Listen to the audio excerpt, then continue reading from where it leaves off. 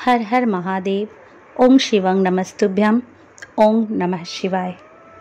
दोस्तों, आप सभी श्री शिव महापुराण के कोटि रुद्र संहिता का श्रवण कर रहे हैं। निषाद चरित्र। सूत जी बोले, हे ऋषियों, प्राचीन काल में गुरु द्रुह नामक भील अपने परिवार के साथ जंगल में रहता था। उसका कार्य पशुओं का वध करना था। इसी तरह से वह अपने परिवार का लालन पालन करता था। एक दिन की बात है, उसके घर में खाने के लिए कुछ भी नहीं था। तब उसके माता पिता एवं अन्य सदस्य भूख से व्याकुल होकर भील से बोले कि हम भूख से मर रहे हैं, कुछ खाने का प्रबंध करो। यह सुनकर उस भील ने अपना धनुष बाण लिया और शिकार की तलाश में चल दिया। संयोगवश यह शिवरात्रि का ही पावन दिन था। शिकारी दर दर भटकता रहा, परंतु उसे कुछ न मिला। धीरे धीरे रात घेर आई, परंतु उसने खाली हाथ घर न लौटने का निश्चय कर लिया था। इसलिए वह तालाब के किनारे बैठ गया कि जो भी पशु जल पीने यहाँ आएगा उसी का शिकार कर लूँगा। ऐसा विचार कर वह बेल के पेड़ पर बैठ गया। रात घिर आई थी, तभी वहाँ एक हिरनी जल पीने के लिए आई। उसे देखकर भील ने अपने धनुष पर बाण चढ़ाया। उसी समय ओस में भीगे कुछ बेल के पत्ते वहाँ स्थित शिव जी के ज्योतिर्लिंग पर गिरे, जिससे भील द्वारा प्रथम पहर की पूजा पूरी हो गई और भील के पापों का नाश हो गया। उधर भील के धनुष की टंकार से हिरनी सब कुछ जान गई। वह उस भील से प्रार्थना करने लगी, हे भील, आप मेरा वध करना चाहते हैं, मुझे मारकर अपनी भूख मिटाना चाहते हैं। यदि ऐसा करने से आपका दुख दूर होता है तो मैं मरने के लिए तैयार हूँ, परंतु आप थोड़ी देर रुक जाएं। मेरे बच्चे अकेले हैं, मैं उन्हें अपनी बहन के पास छोड़ आती हूँ। तब भील को विश्वास दिलाकर वह हिरनी वहां से चली गई और भील उसके इंतजार में जागता रहा। इसलिए उसे जागरण का फल भी मिल गया। कुछ देर पश्चात उस हिरनी की बहन उसे ढूंढते हुए वहां पहुंची। उसे मारने के लिए जब भील ने अपने हाथ में धनुष लिया तो पुनः बेलपत्र व ओस शिवलिंग पर चढ़ गए। इस प्रकार दूसरे पहर का भी पूजन हो गया, परंतु उस हिरनी ने भी भील से प्रार्थना की कि मैं पहले अपने बच्चे को देख आऊं, तब तुम मुझे मारना। भील के आज्ञा दे देने पर वह हिरनी भी पानी पीकर वहां से चली गई और भील हिरनी का इंतजार करने लगा। इस प्रकार जागरण करते हुए रात का दूसरा पहर भी बीत गया। जैसे ही रात्रि का तीसरा पहर आरंभ हुआ, एक मोटा हिरन पानी पीने हेतु उस तालाब पर आया। उसे देखकर भील ने जैसे ही अपने धनुष पर बाण चढ़ाया, वह हिरन डर गया। उसी समय ओस रूपी जल एवं बेलपत्र पुनः शिवलिंग पर गिरे, जिससे तीसरे पहर का पूजन संपन्न हुआ। वह हिरन भी शीघ्र लौटने का वादा करके अपने बच्चों को समझाने के लिए चला गया और भील उसके इंतजार में जागता रहा। उधर दूसरी ओर वे तीनों अर्थात दो हिरनी व हिरन घर पर एकत्रित हुए। उन्होंने सारी बातें एक दूसरे को बताई। तब तीनों को यह ज्ञात हुआ कि तीनों ने ही भीलराज से वादा कर लिया है। तब वे अपने बच्चों को ठीक से रहने की आज्ञा देकर वहां से तालाब की ओर चल दिए। बच्चों ने भी सोचा कि हम अपने माता पिता के बिना कैसे रहेंगे, इसलिए वे भी उनके पीछे पीछे चल पड़े। इस प्रकार हिरन, दो हिरनियां एवं उनके बच्चे एक साथ भीलराज के पास पहुंचे। इतने सारे शिकारों को एक साथ देखकर भीलराज बहुत प्रसन्न हुआ। जैसे ही उसने उन्हें मारने के लिए धनुष निकाला, एक बार फिर ओस रूपी जल एवं बेलपत्र वहां स्थित शिव ज्योतिर्लिंग पर चढ़ गए। इस प्रकार अनजाने में ही उसके चौथे पहर की भी पूजा पूरी हो गई, जिसके फलस्वरूप उसके सभी पाप कर्म नष्ट हो गए और उसे ज्ञान की प्राप्ति हुई। उसने अपने मन में विचार किया कि मुझसे श्रेष्ठ तो ये पशु हैं जो परोपकार के लिए अपने प्राण न्यौछावर करना चाहते हैं, और मैं मनुष्य होकर भी हत्या आदि बुरे कार्यों में संलग्न हूँ। ऐसा विचार कर भील बोला, हे मृगयो, तुम धन्य हो, तुम्हारा जीवन सफल है।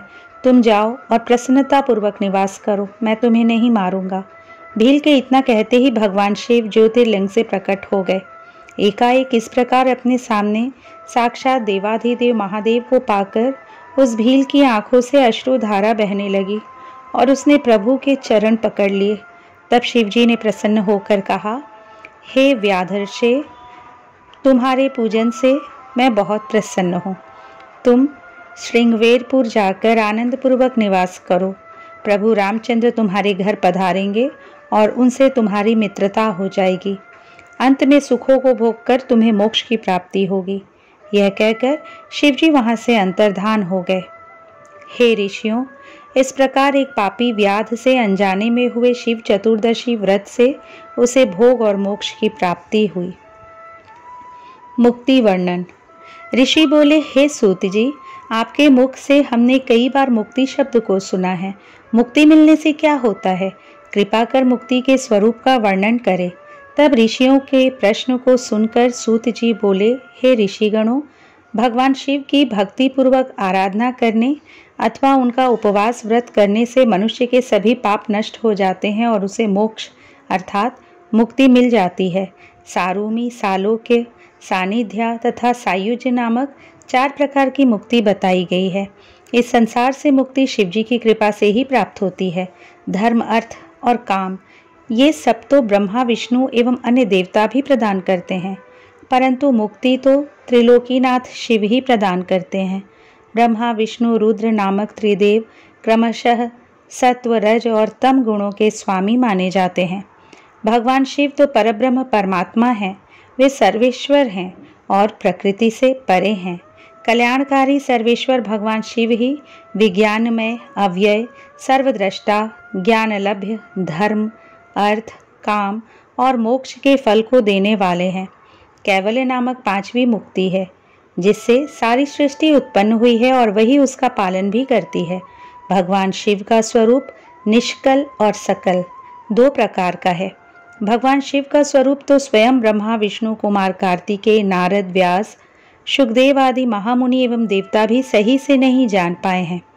त्रिलोकीनाथ भगवान शिव सच्चिदानंद, सत्य, ज्ञान, अंत रहित, अव्यय, अविनाशी है। वे सगुण भी है और निर्गुण भी है। वे शुद्ध, निर्मल एवं उपाधि रहित हैं। वे परब्रह्म परमात्मा भगवान शिव ही सर्वत्र व्याप्त है। सूक्ष्म बुद्धि द्वारा भगवान शिव का भजन करने से ही अज्ञानता दूर होती है और सत्पुरुषों को शिव पद की प्राप्ति होती है। यद्यपि ज्ञान प्राप्ति अत्यंत कठिन है, परंतु भगवान शिव का शुद्ध मन से भजन करने से मुक्ति का मार्ग सरल हो जाता है। सदा शिव भजन के अधीन हो ज्ञान एवं मुक्ति से अपने भक्तों को अपनी शरण में ले लेते हैं।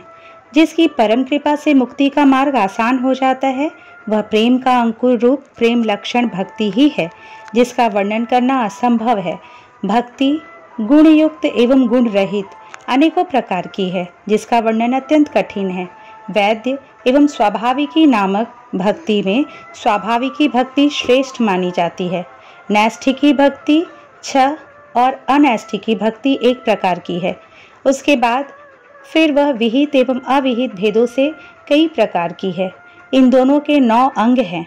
इनके द्वारा कठिन मुक्ति भी सुलभ हो जाती है। इस प्रकार भक्ति और ज्ञान दोनों एक दूसरे के पूरक हैं। उनमें भेद नहीं किया जा सकता। इनके साधक को सदा सुख की प्राप्ति होती है। अतः भगवान शिव की सदा भक्ति करनी चाहिए। मुनियों, मैंने मुक्ति का वर्णन आपसे किया, जिसे सुनकर सभी पापों से मुक्ति मिल जाती है। ब्रह्मा, विष्णु, रुद्र एवं शिव के स्वरूपों का वर्णन। ऋषियों ने पूछा, हे सूत जी, ब्रह्मा, विष्णु, रुद्र एवं शिव कौन है? इनमें से कौन सगुण है और कौन निर्गुण? कृपा कर हमारी इस शंका को दूर करें और हमें उनके स्वरूप के बारे में बताएं। सूत जी ने ऋषियों के प्रश्न को सुनकर कहा, हे ऋषिगणों, वेदों का श्रेष्ठ ज्ञान रखने वाले यह मानते हैं कि निर्गुण परमात्मा ने सर्वप्रथम जिस सगुण रूप को उत्पन्न किया, वह रूप ही शिव है। उन्हीं से प्रकृति उत्पन्न हुई। उन दोनों प्रकृति पुरुष ने जल के नीचे जिस स्थान पर कठिन तपस्या की थी, उसे पंचकोशी कहा जाता है, जो कि काशी में स्थित है। यह पूरा विश्व जल में व्याप्त है। यह सोचकर श्री हरि विष्णु जल में ही सो गए थे और इसी कारण वे नारायण नाम से प्रसिद्ध हुए एवं प्रकृति रूपी माया नारायणी कहलाई। नारायण के नाभि कमल से ही पितामह ब्रह्मा की उत्पत्ति हुई थी। ब्रह्मा के उत्पन्न होने पर उन्होंने अपने को पैदा करने वाले के विषय में जानने के लिए घोर तप किया। तत्पश्चात उन्हें विष्णु जी के दर्शन हुए। तब ब्रह्मा और विष्णु दोनों में किसी बात को लेकर विवाद हो गया। इस विवाद को शांत करने के लिए महादेव प्रकट हुए।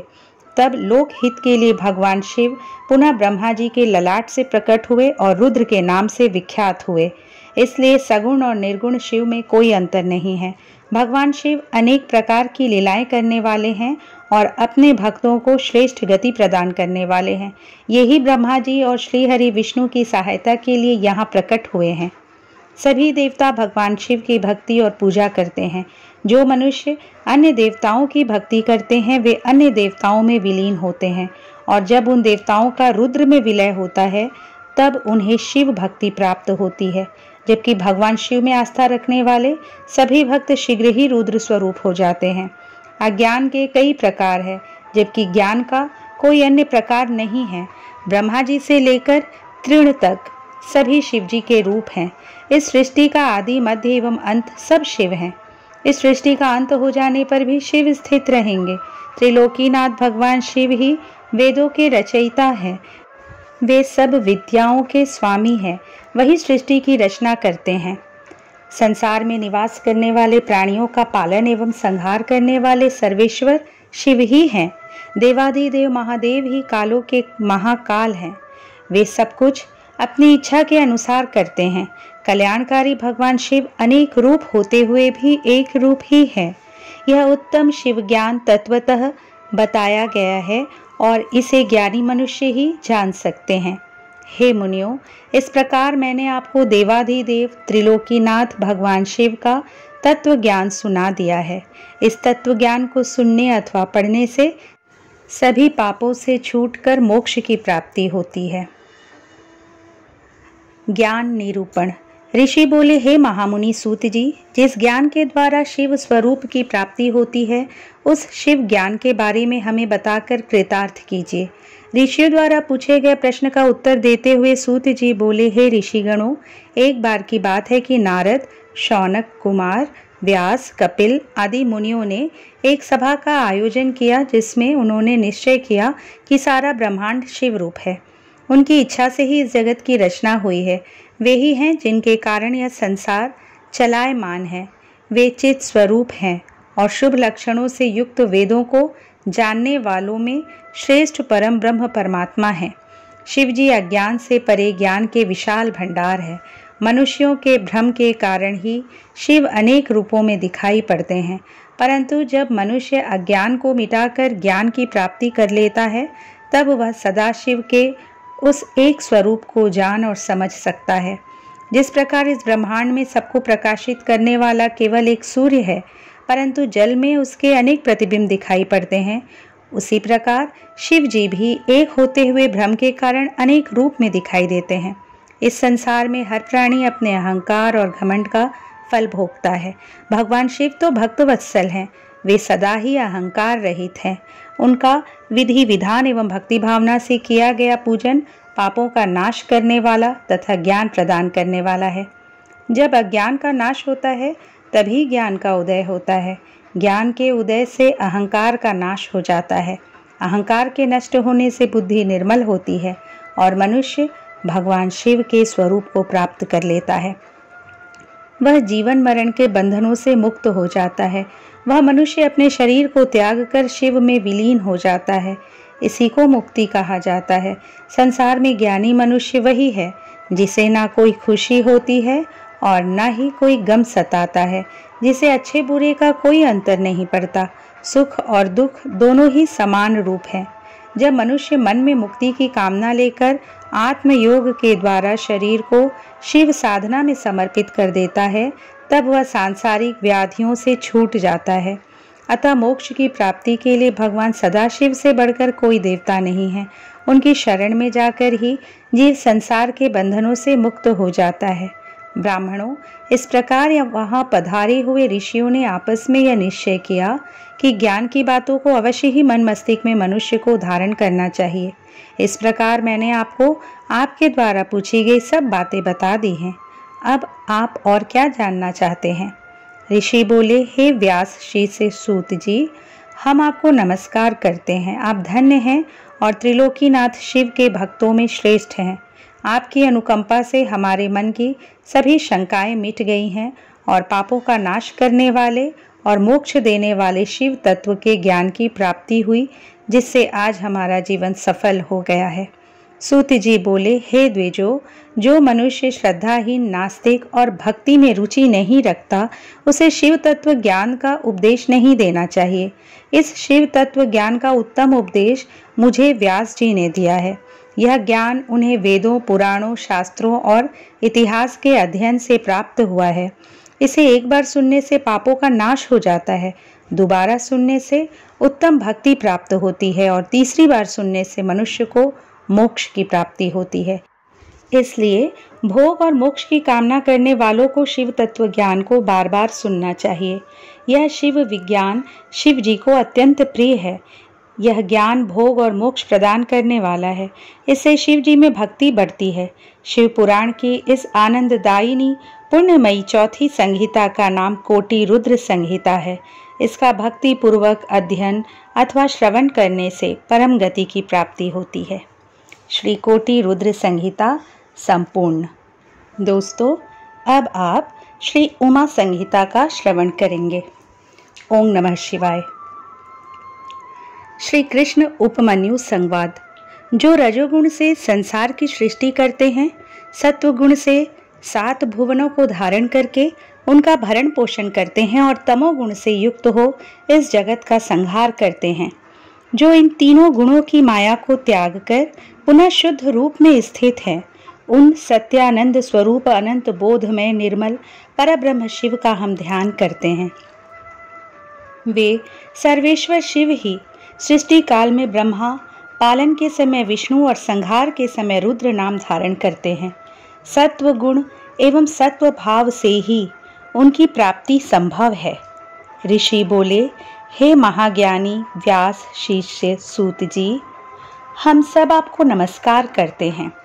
आपने हम पर कृपा कर हमें कोटि रुद्र संहिता को सुनाया है। अब हमें उमा संहिता में वर्णित श्री पार्वती जी और शिव जी की अद्भुत लीलाओं के बारे में बताइए।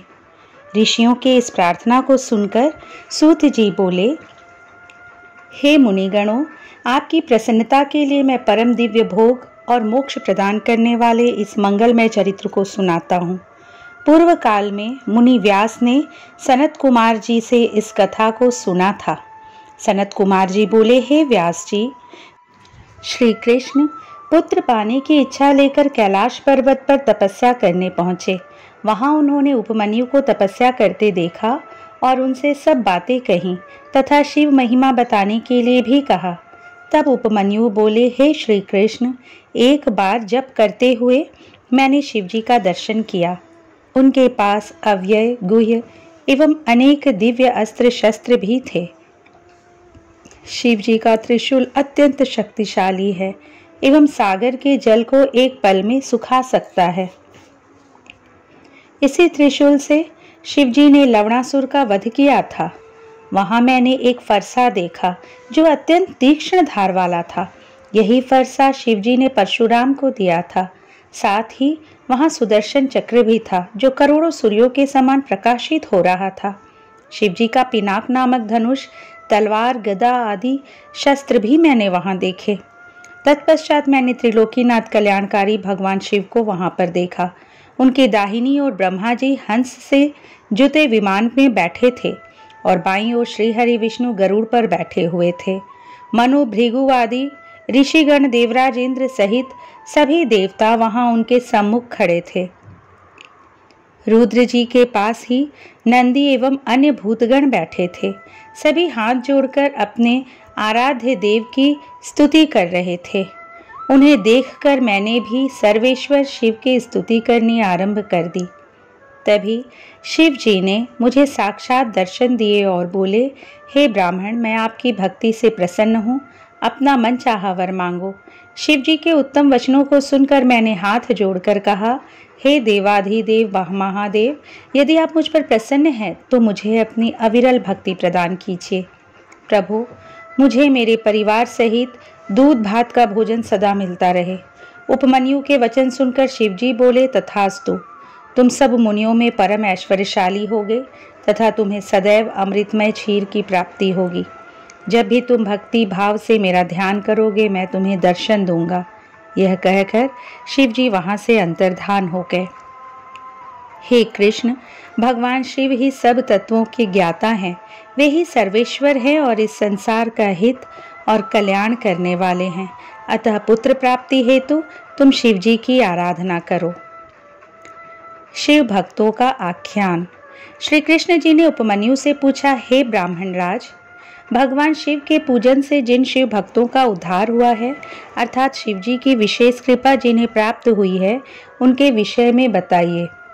श्री कृष्ण के प्रश्न को सुनकर उपमन्यु बोले, हे कृष्ण, राक्षस राज हिरण्यकशिपु ने शिव जी को अपनी घोर तपस्या से प्रसन्न किया। तब उन्होंने उसे ऐश्वर्य संपन्न राज्य प्रदान किया। उसी का पुत्र नंदन भी शिव जी से वरदान पाकर युद्ध में विजयी हुआ और उसने देवराज इंद्र को 10,000 वर्षों तक अपना दास बनाए रखा। इसी प्रकार सतमुख राक्षस ने शिव पूजन कर 1000 पुत्र प्राप्त किए। जब ऋषि याज्ञवल्क्य ने शिव जी की आराधना से उन्हें प्रसन्न किया तो वे वेदों के महान ज्ञाता हुए। व्यास मुनि को भी शिव कृपा से वेद पुराण इतिहास एवं शास्त्रों का ज्ञान प्राप्त हुआ। एक बार की बात है, शिव जी के क्रोध से पृथ्वी का सब जल सूख गया था। तब सब देवताओं ने शिव जी को उनकी आराधना करके प्रसन्न किया। उस समय शिव जी ने अपने कपाल से जल प्रकट किया था। राजा चित्रसेन की भक्ति से प्रसन्न होकर शिव जी ने उन्हें निर्भय कर दिया। शिव भक्ति से एक साधारण से गोप श्रीकर को परम सिद्धि प्राप्त हुई। सीमंतिनी के सोमवार के व्रत के पुण्य एवं भक्ति फल से शिव जी ने उसके पति चित्रांगद की रक्षा की। चंचुला नामक व्याभिचारिणी स्त्री के गोकर्ण में कथा सुनने से भक्तवत्सल भगवान शिव ने उसके सभी पापों का नाश कर दिया और उसके पति बिंदु को भी सद्गति प्रदान की। महाकाय नामक व्याध ने शिव भक्ति से सद्गति पाई। महामुनि दुर्वासा को शिव भक्ति से मोक्ष की प्राप्ति हुई। यही नहीं, ब्रह्मा जी ने शिव आराधना द्वारा इस पूरी सृष्टि की रचना की।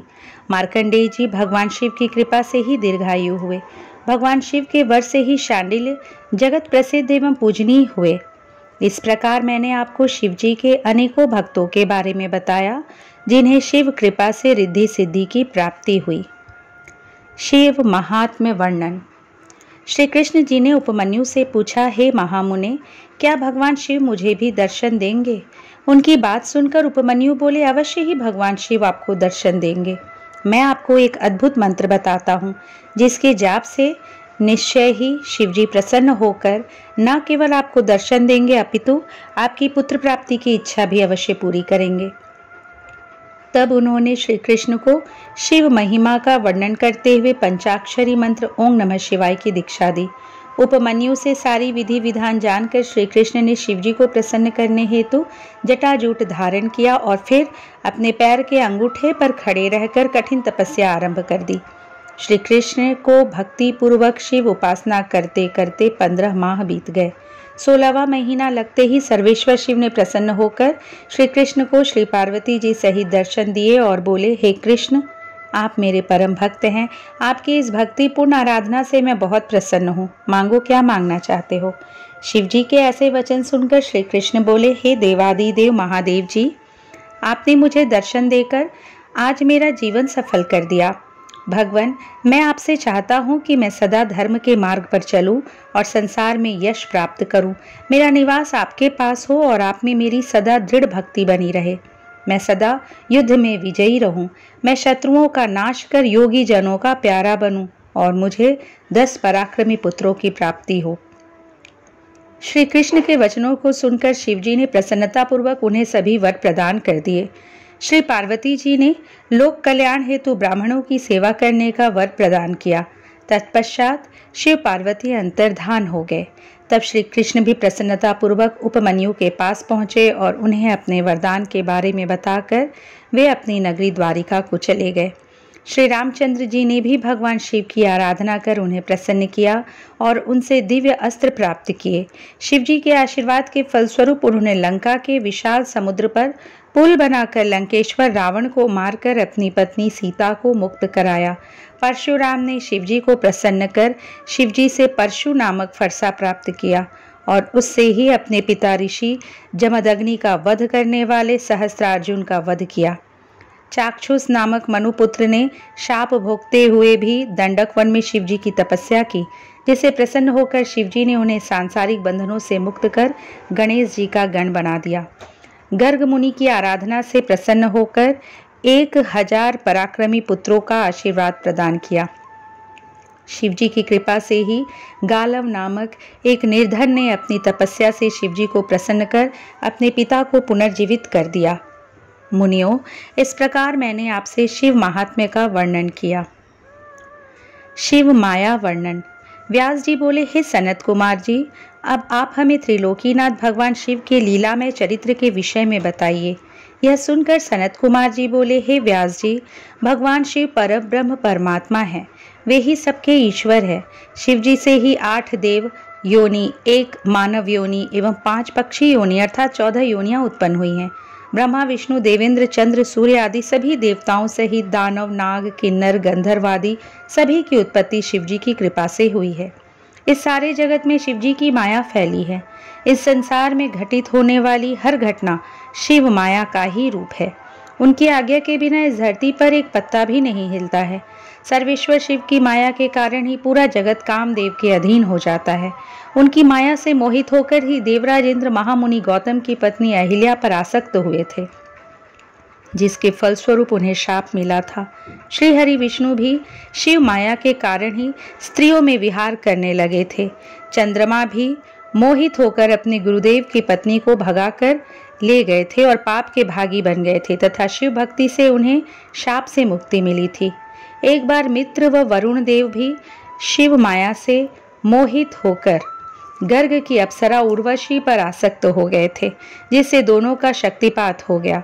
मित्र ने अपनी शक्ति घड़े में डाल दी थी, जिससे मुनिवर वशिष्ठ उत्पन्न हुए, जबकि वरुण देव ने उसे जल में त्यागा, जिसके फलस्वरूप बड़वानल जैसे तपस्वी अगस्त्य पुत्र हुए।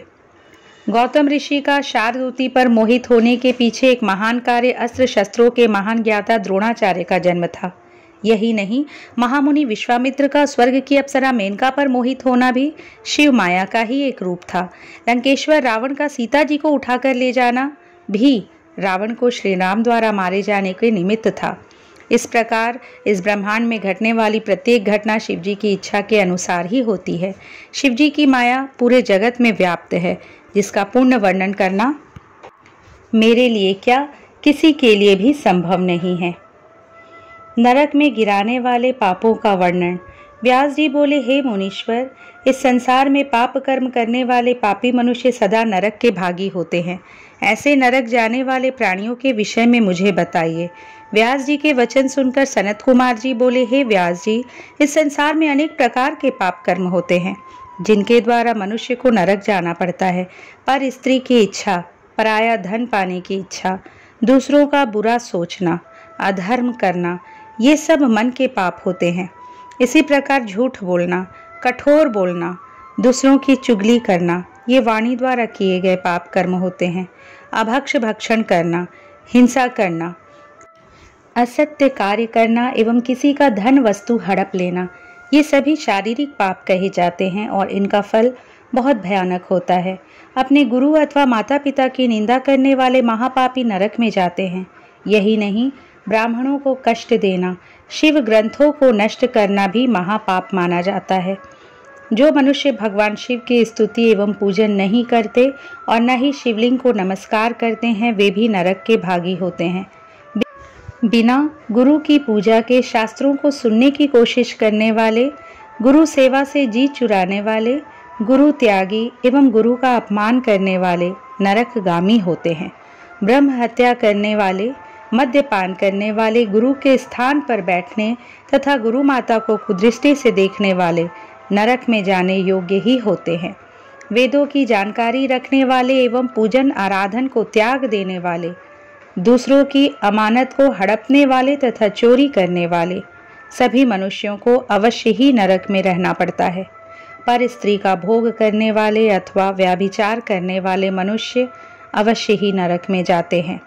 यही नहीं, पुरुष, स्त्री, हाथी, घोड़ा, गाय, पृथ्वी, चांदी, वस्त्र, औषध, रस, चंदन, अगर, कपूर, पट्टे, कस्तूरी आदि को अकारण ही बेच देने वाले मूर्ख मनुष्यों को नरक अवश्य भोगना पड़ता है। हे मुनियों, इस प्रकार मैंने आपसे ऐसे कृत्यों का वर्णन किया जो कि महापाप माने जाते हैं और जिनके कारण मनुष्य को नरक की घोर कष्टदायक यातनाएं झेलनी पड़ती है। पाप पुण्य वर्णन।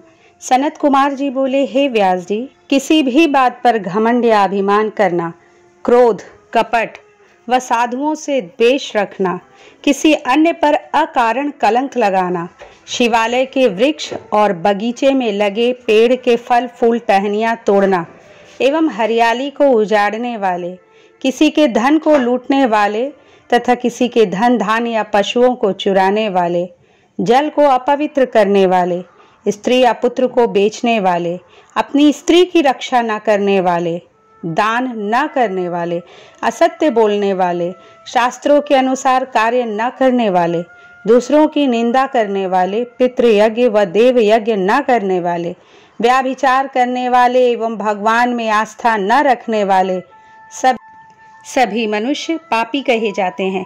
पर स्त्री पर आसक्त होना, हिंसा करना, बांस, ईंट, लकड़ी, पटिया, सींग, काल आदि से मार्ग रोककर दूसरों की सीमा हथिया लेना, पशुओं एवं नौकरों से बुरा व्यवहार करने वाले एवं उन्हें दंड देने वाले, भिखारियों को भिक्षा न देने वाले, भूखे को भोजन न देने वाले, शिव मूर्ति को खंडित करने वाले, गाय को मारने वाले, बूढ़े बैल कसाईयों को देने वाले, दीन वृद्ध दुर्बल रोगी को सताने वाले, शरणागतों पर दया न करने वाले मूर्ख मनुष्य पाप के भागी होते हैं। अन्याय करने वाले राजा, ब्राह्मणों से कर वसूलने वाले, गरीबों से छीनकर धन एकत्रित करने वाले मनुष्य नरकगामी होते हैं। ब्राह्मण कुल में जन्म लेने के पश्चात भी बढ़ई, वैद्य, सुनार, शिल्प करने वाले, ध्वजा बनाने का कार्य करने वाले मनुष्य भी पापी होते हैं। जो किसी अन्य स्त्री को चुराकर अपने घर में रखते हैं महापापी होते हैं। नीति के विपरीत व्यवहार करने वाले, घृत, तेल, अन्न, पेय, शहद, मांस, मध्य कमंडल, तांबा, सीसा, रांगा, हथियार, शंख आदि की चोरी करने वाले वैद्य वैष्णव नरकगामी होते हैं। पशु पक्षी मनुष्य दानव आदि सभी पापियों को निश्चय ही यमराज के अधीन जाना पड़ता है।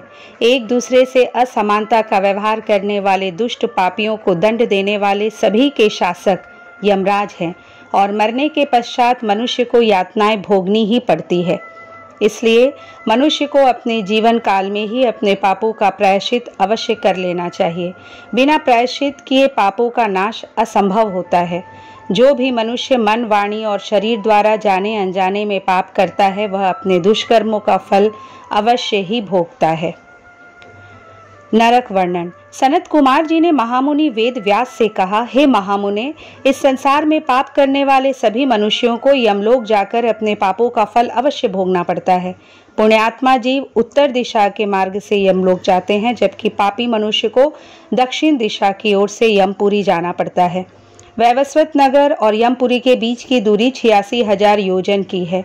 धर्मात्मा मनुष्य जो दयालु प्रवृत्ति के हैं सुगम मार्ग से पहुंच जाते हैं, जबकि पापियों को बड़े कठिन मार्ग से जाना पड़ता है। उनके रास्ते में नुकीले कांटे, गर्म बालू व छुरियों जैसे नुकीले कंकड़, कीचड़, सुइयां, अंगारे, लंबे अंधकार युक्त वन, बर्फीले मार्ग, गंदा पानी, सिंह, भेड़िए, बाघ, मच्छर एवं अनेक तरह के जहरीले और भयंकर कीड़े, सांप, सुअर, भैंसे एवं अनेक प्रकार के भयानक जीव, भूत प्रेत एवं डाकिनी शाकिनी उस पापी मनुष्य को रास्ते में कष्ट देने के लिए खड़े रहते हैं। वे पापी मनुष्य इतने भयानक रास्ते पर यमदूतों की मार सहते हुए आगे बढ़ते हैं। भूख प्यास से व्याकुल नंगे शरीर वे यातनाएं सहते हुए रास्ते को तय करते हैं और पीड़ा की अधिकता के कारण रोते और चीखते चिल्लाते हैं। उनके शरीर से खून बहता है और कीड़े उन्हें नोचते हैं, परंतु यमदूत फिर भी उन्हें पाशों से बांधकर घसीटते रहते हैं। इस प्रकार अत्यंत कठिन मार्ग पर चलते हुए वे अपनी यमलोक तक की यात्रा को पूरा करते हैं। वहां पहुंचकर यमदूत उन पापी मनुष्यों को यमराज के सामने ले जाते हैं। यमलोक में यमराज उन मनुष्यों के पाप और पुण्यों का लेखा जोखा देखते हैं। पुण्य आत्माओं को यमराज प्रसन्नतापूर्वक उत्तम विमान में बैठाकर सादर स्वर्गलोक भेज देते हैं, परंतु यदि उन्होंने कुछ भी पाप किए हैं तो उन्हें उनका दंड अवश्य भोगना पड़ता है तथा अपने पापों को भोगने के पश्चात उन्हें यमदूतों द्वारा स्वर्ग भेज दिया जाता है। परंतु ऐसे मनुष्य जो सदा ही पाप कर्मों में संलिप्त रहते हैं, उनको यमराज का बड़ा भयानक रूप देखने को मिलता है। यमराज भयंकर डाड़ों वाले, विकराल भौहों वाले, अनेक भयानक अस्त्र शस्त्र धारण किए हुए 18 हाथ वाले, काले भैंसे पर बैठे अग्नि के समान लाल आंखों वाले एवं प्रलय काल की अग्नि के समान तेजस्वी भयानक रूप धारण किए दिखाई देते हैं और पापियों को बड़े कठोर दंड देते हैं। तब भगवान चित्रगुप्त धर्मयुक्त वचनों से उन्हें समझाते हैं। नरक की 28 कोटियां। सनत कुमार जी बोले, हे महामुनि व्यास, जब यमदूत पापी मनुष्यों को लेकर यमलोक पहुंच जाते हैं तो वहां चित्रगुप्त पापियों को फटकारते हुए कहते हैं, पापियों, तुम अपने जीवन काल में सदा पाप कर्म करते रहे हो, अब उन पापों के फल भोगने का समय आ गया है। इसी प्रकार पापी दुष्ट राजाओं को डांटते हुए कहते हैं कि राज्य का सुख मिलने पर तुम अपने को सर्वस्व मानने लगे और इसी घमंड में मदमस्त होकर तुमने अपनी प्रजा के साथ बहुत बुरा व्यवहार किया और उन्हें अनेकों तरह के कष्ट तथा यातनाएं दी। उन बुरे कर्मों के पाप मैल के समान अब भी तुम्हारे शरीर से चिपके हुए हैं। तब यमदूत चंड एवं महाचंड उन पापी राजाओं को उठाकर गरम गरम भट्टियों में फेंक देते हैं ताकि पाप रूपी मैल जल जाए और फिर वहीं से उन पर वज्र का प्रहार करते हैं। इस प्रकार की यातना से उनके कानों से खून बहने लगता है और वे बेहोश हो जाते हैं। तब वायु का स्पर्श कराकर उन्हें पुनः होश में लाया जाता है। तत्पश्चात उन्हें नरक रूपी समुद्र में डाल दिया जाता है। पृथ्वी के नीचे नरक की 7 कोटियां हैं जो कि घोर अंधकार में स्थित है। इन सब की 28 कोटियां हैं। घोरा कोटि, सुघोरा कोटि, अति घोरा, महाघोरा, चोर रूपा, तला तला, मयाका, कालरात्रि, भयोत्तरा, चंडा, महाचंडा, चंड कोलाहला, प्रचंड, चंडनायका, पद्मा, पद्मावती, भीता, भीमा, भीषण नायका, कराला, विकराला, वज्रा, त्रिकोण, पंचकोश, सुदीर्घ, अखिलार्दित, समभीम, समलाभ, उग्रदीप्त प्रायः नामक ये 28 नरक कोटि है जो कि पापियों को यातना देने वाली है। इन नरक कोठियों का निर्माण पापियों को यातना देने के लिए ही किया गया है।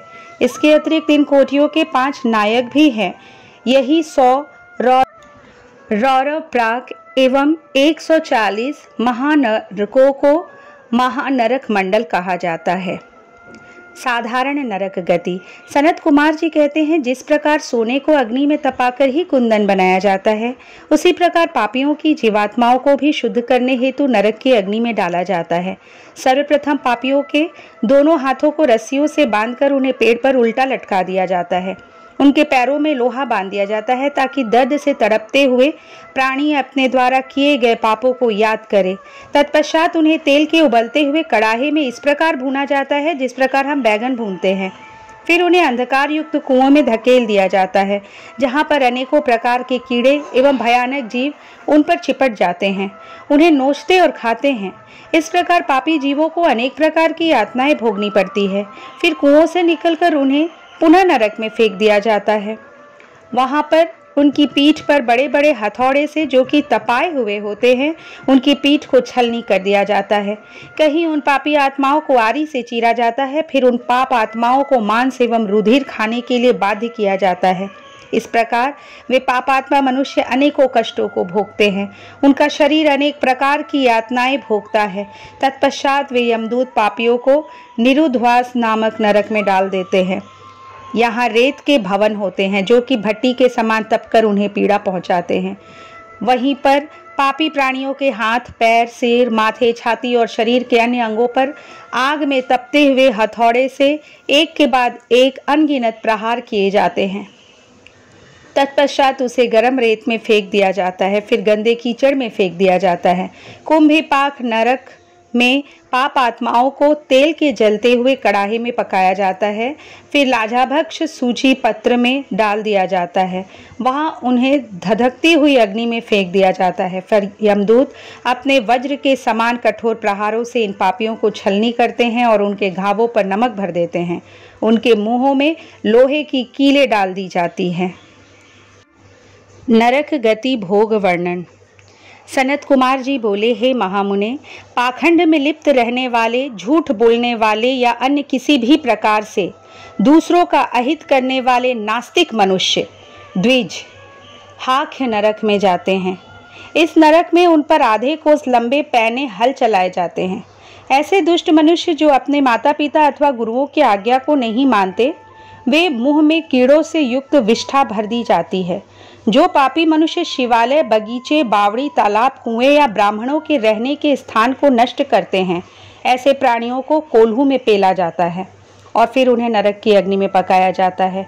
भोग विलासी प्रवृत्ति के दुष्ट मानवों को यमदूत लोहे की गर्म स्त्री मूर्ति से चिपका देते हैं।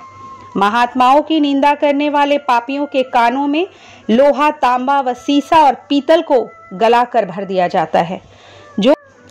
जो पापी कामी पुरुष बुरी नज़र से नारी को देखते हैं, उनकी आंखों में सुई और गर्म राख भर दी जाती है।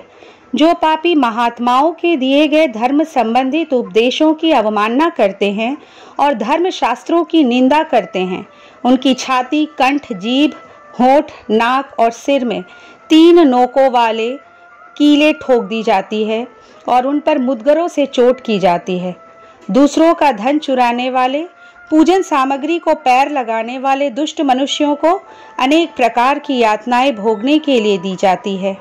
जो पापी धनी होते हुए भी दान नहीं करते और घर आए भिखारी को खाली लौटा देते हैं, ऐसे पुरुषों को घोर यातनाएं सहनी पड़ती है। जो सत्पुरुष भगवान शिव का पूजन करके विधि विधान से उनका हवन करने के पश्चात शिव मंत्र को जाप करके यम मार्ग को रोकने वाले श्याम एवं शवल नामक श्वानों एवं पश्चिम, वायव्य, दक्षिण और नैऋत्य दिशा में रहने वाले पुण्य कर्मों वाले कौओं को बलि देते हैं, उन मनुष्यों को कभी यमराज का दर्शन नहीं करना पड़ता है। 4 हाथ लंबा मंडप बनाकर उसके ईशान में धन्वंतरी, पूर्व में इंद्र, पश्चिम में सुदक्षोम और दक्षिण में यम एवं पितरों के लिए बलि देनी चाहिए। तत्पश्चात कुत्तों एवं पक्षियों के लिए अन्न डाले। स्वाहाकार, स्वधाकर, वशटकार एवं हंतकार धर्ममयी गाय के 4 स्तन हैं, इसलिए गौ सेवा को आवश्यक माना जाता है और इसलिए हम गौ माता की पूजा करते हैं। ऐसा न करने वाले पापी मनुष्यों की अवश्य ही दुर्गति होती है और वे नरक को भोगते हैं तथा अनेक दुखों का सामना करना पड़ता है। अन्नदान महिमा। व्यास जी बोले, प्रभो, पापी मनुष्यों को अनेक दुख भोगते हुए यमलोक का रास्ता तय करना पड़ता है। क्या ऐसा कोई उपाय है जिससे यम मार्ग की यात्रा सुखपूर्वक पूरी की जा सके? व्यास जी के प्रश्न को सुनकर सनत कुमार जी बोले, हे महामुने, ऐसे जीव बिना कष्टों के सीधे यमलोक पहुंच जाते हैं जो दयालु होते हैं और सदा धर्म के मार्ग पर चलते हुए सदैव दूसरों की सहायता हेतु कार्य करते हैं। जो सत्पुरुष ब्राह्मणों को खड़ाऊ या जूते पहनाते हैं, वे घोड़े या यमपुरी पहुंचते हैं। इसी प्रकार छाता और बिस्तर दान करने वाले आराम से आसन पर बैठकर पेड़ पौधे लगाने वाले वृक्षों की छाया में यमपुर पहुंचते हैं। जो मनुष्य फूलों की वाटिका लगाते हैं, उन्हें ले जाने हेतु पुष्प विमान आता है। साधु संतों के लिए मकान बनवाने वाले मनुष्यों को सुंदर भवन विश्राम करने के लिए मिलते हैं। इसी प्रकार माता पिता, ब्राह्मण और गुरुओं की सेवा करने वाले पुरुषों का आदर होता है। अन्न और जल का दान करने वाले मनुष्यों को यमपुरी के रास्ते में अन्न जल की कोई कमी नहीं होती। ब्राह्मणों के चरण दबाने वाले मनुष्य आराम पूर्वक घोड़े पर सवार होकर यमलोक जाते हैं। संसार में अन्न का दान सबसे अच्छा माना जाता है, क्योंकि अन्न खाकर ही जीव शरीर पुष्ट होता है, उस शरीर से धर्म पुष्ट होता है और शरीर ही धर्म अर्थ काम तथा मोक्ष देने वाला उत्तम साधन है। इसलिए मनुष्य को अन्न का दान अवश्य ही करना चाहिए। अपने घर पर पधारे अतिथियों का उचित आदर सत्कार अवश्य करना चाहिए और द्वार पर आए गरीब भूखों एवं भिखारियों को खाली हाथ नहीं लौटाना चाहिए। अन्नदान करने वाले सज्जन पुरुष स्वर्ग में निवास करते हुए अनेकों सुखों को भोगते हैं व आनंद का अनुभव करते हैं। जल दान एवं तप की महिमा। सनत कुमार जी कहते हैं, हे मुनि व्यास, इस संसार में सभी प्राणियों को जीवन देने वाला जल है। जो मनुष्य पीने के लिए जल के लिए कुआं खोदता है, उनका आधा पाप नष्ट हो जाता है। तालाब बनवाने वाले पुरुष को कभी भी दुखों का सामना नहीं करना पड़ता। देव, दानव, गंधर्व, नाग और चर अचर सभी जीव जल पर ही आश्रित होते हैं। जिस तालाब में बरसात का जल भर जाता है, उसे बनाने वाले को अग्निहोत्र का फल मिलता है। सर्दियों में जो तालाब जल से भरा रहता है, उसे बनाने वाले को 1000 गौ दान का पुण्य प्राप्त होता है। इसी प्रकार हेमंत और शिशिर ऋतु में भरे तालाब के निर्माण करने वाले को अश्वमेध यज्ञ का फल मिलता है। इसलिए तालाब खुदवाना पुण्यदायक और कल्याणदायक माना जाता है।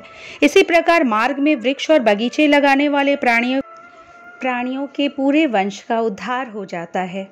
फल फूल वाले वृक्ष बहुत उत्तम होते हैं। फूलों से देवता, फलों से पितृगण एवं उनकी छाया से वहां से आने जाने वाले राहगीरों को राहत मिलती है। ये वृक्ष सर्प, किन्नर, राक्षस, देव, मनुष्यों को सुख देने वाले होते हैं। इस संसार में सत्य को सबसे उत्तम कहा गया है। यही सत्य ब्रह्म, तप, यज्ञ, शास्त्र, चेतन, धैर्य, देवता, ऋषि, पितरों का पूजन, जल, विद्यादान, ब्रह्मचर्य, परम पद सभी सत्य रूप हैं। सत्यभाषी मनुष्य तपस्वी, सत्य धर्म का अनुसरण करने वाला सिद्ध पुरुष होता है। वह विमान में बैठकर स्वर्ग जाता है। सदैव सत्य बोलना ही फल देने वाला है। तपस्या द्वारा स्वर्ग, यश, मुक्ति, कामना, ज्ञान, विज्ञान, संपत्ति, सौभाग्य, रूप और इनसे अधिक पदार्थ होते हैं। साथ ही मन की सभी कामनाएं अवश्य पूरी होती हैं। तपस्या के बगैर किसी भी मनुष्य अथवा जीव को भगवान शिव के परम धाम की प्राप्ति नहीं हो सकती। शुद्ध हृदय से त्रिलोकीनाथ भक्तवत्सल देवाधिदेव महादेव की तपस्या करने से ब्रह्म हत्या जैसे महापाप से भी मुक्ति मिल सकती है। तपस्या ही सारे संसार को सुख और शांति प्रदान करने वाली है। इसलिए सुखों की इच्छा करने वाले एवं भोग और मोक्ष चाहने वाले मनुष्यों को तप अवश्य करना चाहिए।